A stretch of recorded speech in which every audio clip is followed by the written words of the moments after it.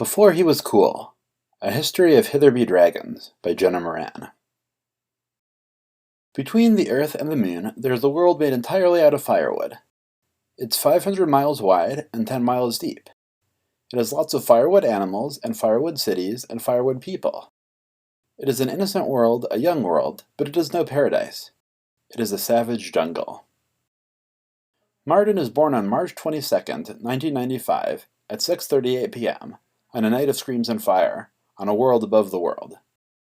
The first thing he ever sees is the monster's face. Martin ducks instinctively. He throws his forearms before his eyes, but then there's a shock of recognition, and a wave of relief, and he laughs. Why, this is just a firewood monster, he says.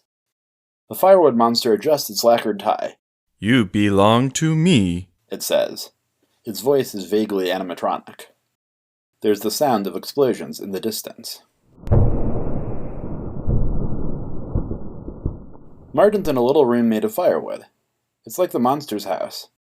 There's a spider, which is a real spider. Everything else is made out of firewood. The belt, the archaic aversion therapy devices, the couch, the bookshelves, and the bottles of pills. There are weird white spots here and there on the wood, like some birch got mixed in with the rest. You belong to me, says the firewood monster again. The whole world creaks. A crack runs through the floor, stopping short of Martin's feet. Martin grins wryly at the firewood monster, gives him a little wave, and opens the door. He steps out onto the street. Death looks him in the face. Death has a scythe. Death has a cloak. Death is a skeleton. Martin almost steps back and slams the door, but then he understands, then he laughs. Why, this is just a firewood death, he says. Solve problems through extinction, declares the firewood death. He sweeps his scythe at Martin. Martin ducks under it and kicks Death's knee. Death's knee cracks. Martin scrambles away. Even a firewood death is dangerous, he realizes. So he runs. He ducks into a barber shop. There's a spinning red and white log outside, and a ghastly barber inside. I'll shave your hair into a bowl cut, the barber declares. You're just a firewood barber? Says Martin nervously. He's a 13-year-old boy. He doesn't want a bowl cut, but he doesn't want to fight a ghastly barber either.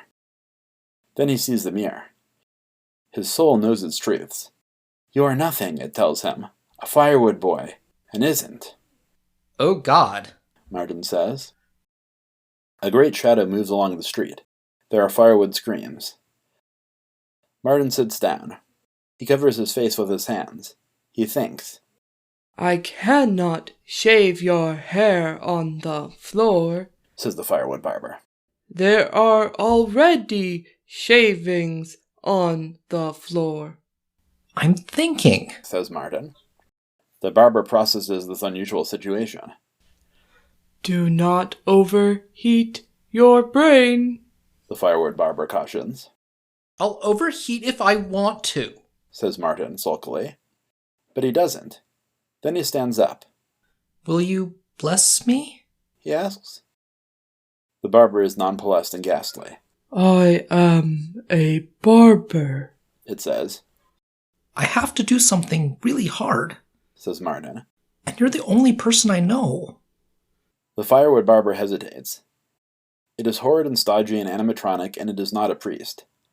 I would prefer, it says, to shave your hair. You're the only person I know. So the barber nods. It puts on its shaver and its bowl for the first time in its long existence. It takes Martin's arms, one in each clumsy hand. Bless you, it says. Be well. Good luck. Endure. Martin is a 13-year-old boy. He does not let his tears show. He does not hug the barber. He simply walks out. He finds the gate to the underworld. He goes in. His soul knows its truths. You are nothing, it tells him. A firewood boy. And isn't. It's his destiny. It's the law of his nature. It's his dharma. It's the truth of his soul that he can't escape. But then there's a realization and a decision and a wave of defiance, and he laughs. Why, he says, you're just a firewood dharma. Martin puts it aside, and he descends.